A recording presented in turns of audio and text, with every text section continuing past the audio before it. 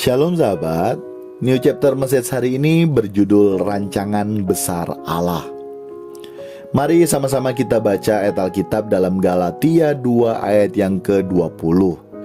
Namun aku hidup, tetapi bukan lagi aku sendiri yang hidup, melainkan Kristus yang hidup di dalam aku.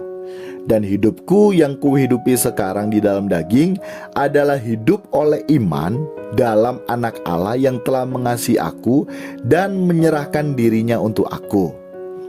Sahabat, keselamatan yang Allah berikan membuat kita dapat berkemungkinan atau berpotensi dikembalikan pada rancangan Tuhan yang semula, yang artinya kita dapat memiliki kualitas pikiran dan perasaan yang menghasilkan kehendak, dan kehendak tersebut adalah kehendak Tuhan dalam diri kita.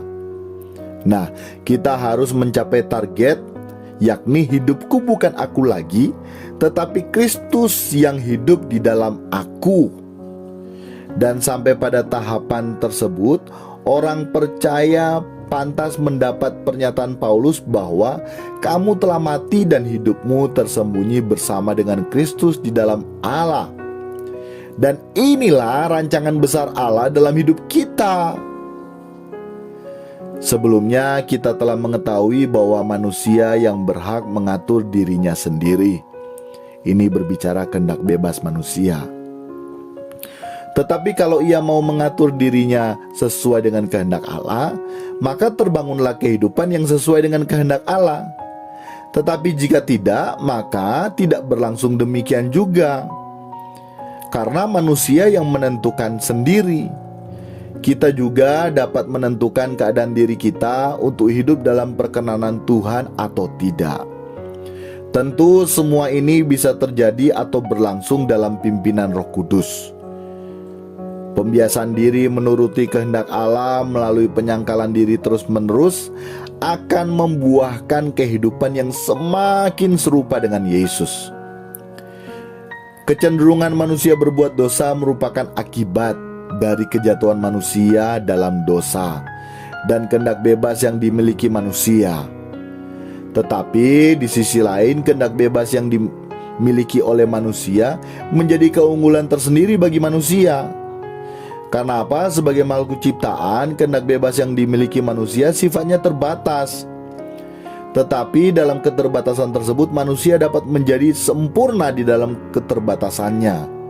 Sebab melalui kehendak bebasnya manusia dapat menentukan destiny atau nasibnya sendiri. Mengapa Allah menciptakan manusia dengan memberikan kehendak bebas kepada manusia? Jawabannya karena manusia diciptakan menurut gambar dan rupa Allah. Bayangkan saja jika manusia diciptakan seperti robot yang sudah disetting dan diatur untuk melakukan A, B, dan C, dan seterusnya. Lantas apakah jika robot tersebut melakukan perintah, maka dapat dikatakan bahwa robot tersebut taat? Jelas tidak, karena tindakan yang dilakukan robot hanyalah settingan belaka yang sudah diatur. Sedangkan manusia bukanlah robot. Segala keputusan dan pilihan manusia tidak diintervensi oleh Allah.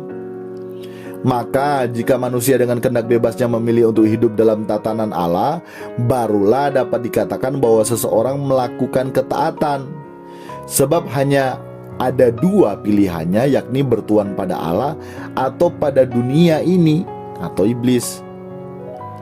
Allah tidak meniadakan kehendak bebas manusia agar manusia menaatinya dengan tulus.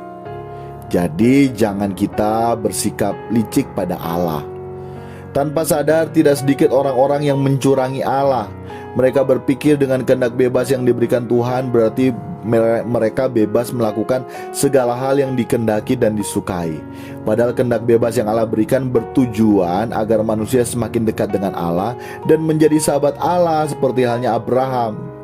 Hanya dengan melakukan kehendak Allah, seseorang dikatakan telah berhasil menjadi manusia Allah. Tuhan Yesus memberkati kita sekalian. Amin. Amin.